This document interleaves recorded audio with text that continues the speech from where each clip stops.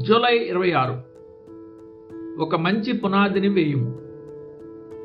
క్రీస్తును నిజంగా ప్రేమించే ఆత్మ పరిశుద్ధతలో ఆనందించి తనకున్న యావత్తు శక్తిని దానికోసమే వెచ్చిస్తుంది.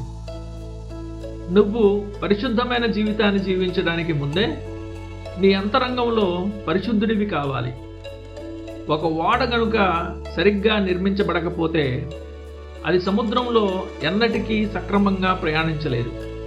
అలాగే నీ హృదయం గనుక పరిశుద్ధాత్మని పనితనం ద్వారా నూతనంగా మలచబడకుండా నూతన సృష్టి అనే నియమం ప్రకారం రూపాంతరం చెందకపోతే నువ్వు ఎన్నటికీ పరిశుద్ధమైన నడకను కలిగి ఉండలేవు. కొరింథీయులకు రాసిన 2వ పత్రిక 5:17.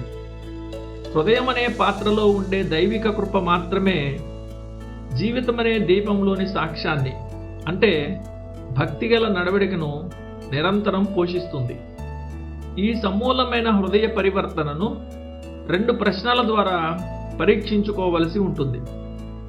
అవ్వ నిషేధిత ఫలాన్ని అందించినప్పుడు ఆదాముకు అది ఎంత ఆకర్షణీయంగా కనిపించిందో, ఒకప్పుడు పాపం నీకు కూడా అంతటి రమ్యంగా కనిపించిన సమయం ఒకటి ఉన్నది. నీ అంతరంగ మనస్సు మారితే తప్ప పాపం ఎల్లప్పుడూ నీకు ఆహ్లాదకరంగానే కనిపిస్తుంది. బాహ్య పరిస్థితులు నిన్ను ఆ రహస్య పాపపు కాంక్షను బయట పెట్టకుండా ఆపి ఉండవచ్చు, కానీ అంతరంగంలో నీ హృదయం నిరంతరం దానికోసమే ఆరాటపడుతూ ఉంటుంది. 2 ప్రేమికులను వారి స్నేహితులు లేదా బంధువులు బలవంతంగా వేరుగా ఉంచినప్పటికీ వారి మధ్య ప్రేమ బలంగా ఉన్నంతకాలం తుదకు ఎవరో ఒకరు బంధాలు తెంచుకుని మరొకరి వద్దకు పారిపోతారు. అలాగే నువ్వు ఒకప్పుడు పాపాన్ని ఎంతగా ప్రేమించావో ఇప్పుడు దాన్ని అంతగా ద్వేషించేలా నీ మనస్సాక్షి ఒప్పించబడకపోతే అది నిన్ను పదే పదే తన వైపుకు ఆకర్షిస్తూనే ఉంటుంది. క్రీస్తునందు జీవించడానికి నువ్వు హృదయపూర్వకంగా ఇష్టపడుతున్నావా? గాఢమైన ప్రేమ బంధాలతో క్రీస్తు నిన్ను తన సేవకు ముడివేసిన తర్వాత నువ్వు మళ్ళీ వెనకడుగు వేసి ఆత్మీయంగా దిగజారిపోతావనే భయం ఉండదు.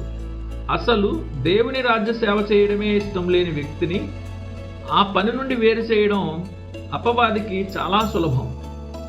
కేవలం ఉపాధ్యాయుడిని సంతోషపరచడానికి తరగతికి హాజరయ్యే విద్యార్థి 1 నెలలో నేర్చుకునే దానికంటే చదువులోని మధురమైన రుచిని ఆస్వాదించే విద్యార్థి 1 వారంలోనే ఎంతో ఎక్కువగా నేర్చుకుంటాడు.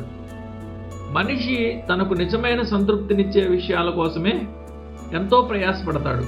ఉదాహరణకు, ఒక వ్యక్తి హృదయం తన తోటను పెంచడం వైపు మళ్ళినట్లయితే ఆ తోట ఎంతో అందమైన స్థలంగా మారుతుంది. అతడు ఎంతో ఉత్సాహంతో గంటల కొద్దీ కష్టపడుతూ తనను సంతోషపరిచే అరుదైన సున్నితమైన పువ్వులను పెంచుతాడు.